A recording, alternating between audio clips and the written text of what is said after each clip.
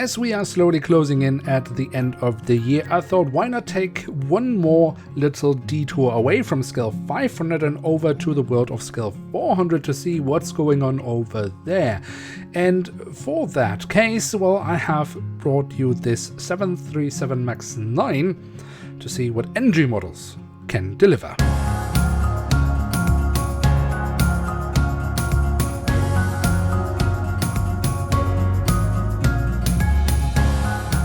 And with that, hello and welcome to a new episode of Review, where we, as mentioned, will take a closer look at our Boeing 737 MAX 9 of Icelandair.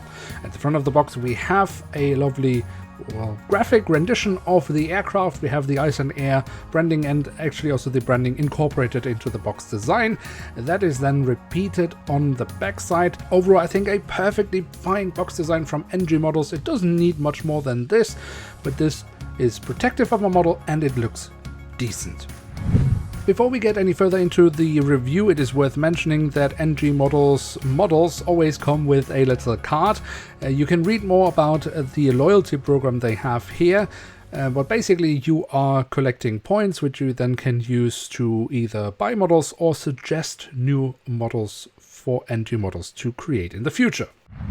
And here is the Boeing 737 MAX 9 in one of the many new standard liveries of Icelandair. Icelandair has of course introduced this new color scheme where they are then changing the colors on the tail. In this case we have this kind of light, greenish color. But we will of course take a look at all the details the aircraft model has to offer to find out if it is worth the money and time of us collectors. And as always, we start our tour around the aircraft model with a look at the tail section, where we on the vertical stabilizer, apart from this greenish line, also of course have the Icelandair branding incorporated. We also have a little bit of detailing, not too much, but a little bit on the horizontal stabilizer. Then on the fuselage, well, here we find the full registration code of the aircraft. We find the flag of Iceland, of course the green line from the stabilizers continued onwards down here to the fuselage, where we also have quite a bit of lovely detailing in, for example, the cabin door. Then we also have a bit of detailing around the APU exhaust here towards the very tail of the aircraft. And if we move to the front of the aircraft across the fuselage, we find the writing of Icelandair.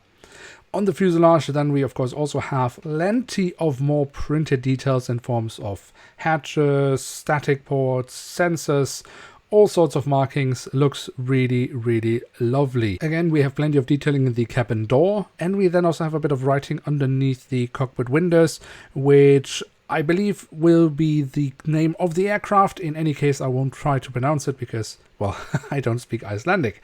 But we do also have more lovely details around the cockpit section itself in form of course, the cockpit windows with the metallic edges. The window wipers have been printed on. We have petrol tubes. We have the circular marking and other markings on the radome. Overall, a really lovely look here of the cockpit section of the 737 MAX 9 from NG models. But what about the engine nacelles? Well, they have been kept in the dark blue color of Icelandair, have been given the silver leading edge and safety markings, as well as some hatches here. So that actually looks really lovely with the print, but also the physical detailing of these engines is really lovely with the chevron nozzles. And of course, also when we look into the engines from the front, very, very nicely can see the engine fan blades. On the fuselage, just above the wings, we then find the emergency exits have been printed on. There's of course another one a little bit further behind on the fuselage, but we don't talk about that one.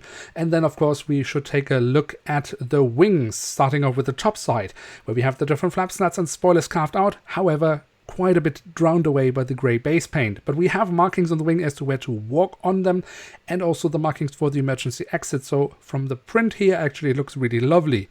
The underside of the wings offers more nice physical detailing. Here we also have the full registration code of the aircraft once again, and then of course the MAX 9 also has these lovely winglets where we also find the Icelandair branding printed on. My highlight on the wings, however, is the fact that we do also have the landing lights printed on. The landing gear on this aircraft model is pretty much the standard that NG models uses for their 737 MAX models. It's made entirely out of metal except for the wheels. They are of course made out of plastic, and I think we have a pretty good degree of detailing with them. The finish is pretty much alright, and we have some printed details at the front landing gear, so that's really lovely.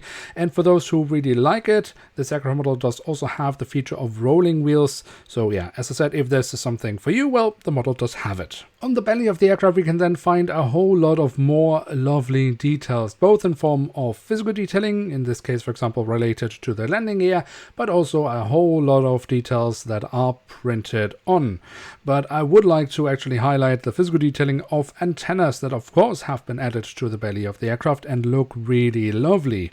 And if we move from the belly of the aircraft to the top of the fuselage, well, here we find even more lovely both physical and printed details. Here we for example also have physical antennas, but also find a sat dome. But also again here plenty of printed details, loads of markings, and what I guess could be small antennas indicated in print. In any case, it is a really lovely and comprehensive look that NG Models has created on this aircraft model. And then last but certainly not least, we do also have the doors to the cargo compartments printed on this aircraft model here at the back and also here at the front.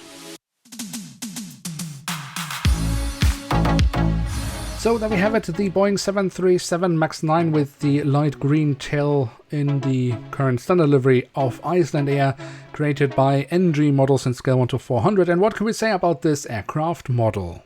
I don't think I will be surprising many when I confess I think this is a really brilliant, in fact, model from NG Models. I was considering if I should just say solid, but no, I think this is a brilliant aircraft model from NG Models. I very much like the 737 mold they have. I think it looks great. The physical detailing overall on the aircraft model is also really lovely. The aircraft model does have the rolling wheels, which honestly is not a feature that I personally very much like, because I'm always a little bit afraid that the model will break if you were actually to use it. But I mean, the landing gear that NG Models uses on this aircraft model is really solid and feels really high quality, so I guess it is also fairly sturdy. Many die-cast manufacturers nowadays add holes in the aircraft models so that you can place the models on stands. NG Models is skipping this part entirely, and I think this is the right decision. I mean, personally, I don't really put my scale models on stands unless they're scale 200 or above.